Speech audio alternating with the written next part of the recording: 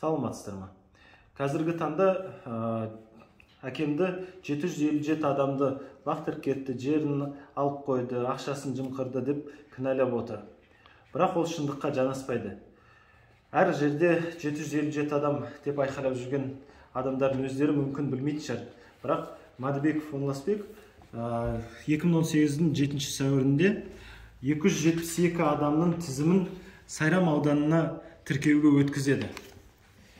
Бірақ Сайрам ауданы тіркеуден бас тартады. Бұл заңсыз деп. Кейін оған қарамай Мадыбеков Оңласбек Абай ауданында, Шымкент қаласында Абай ауданында 220 адамға түсіріп, 220 адамның тізімін тіркейді. Мұны 16 февральда 2019 жылы алынған справка. Одан кейін марқұм Мадыбеков Оңласбек қайтыс болғаннан кейін Көкебаев Ербол өзін төраға сайлап, тағы да тіркеуден өткізеді.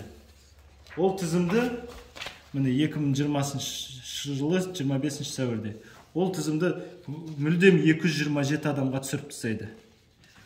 Одан кейін сот, Сайрам ауданының соты аяқталғаннан кейін Көкебаев Ербол тағы да тіркеу өткізеді.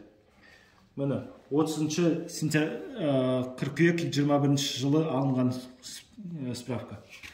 Бұл анықтамада мүлдем 195 адамға түсіріп тастаған. Сонда 757 адамды мен әкем лақтырып отыр деп кінәлап жүрген адамдар мүмкін өздері білмейсіздер 195 адам екенін. Осы құжаттармен, анықтамалармен Көкебаевтан аламасаңыздар, бізге келіңіз. Біз көрсете аламыз, таныстыра аламыз. Сіздер барсыздар ма, жоқсыздар ма? Мәселен, кешегі митингте жүрген Датқаев Сапарбек, оның өзі жоқ. Оның өзі жоқ бола тұрып, сол митингке шығып, жолды жауып жүр. Рахмет.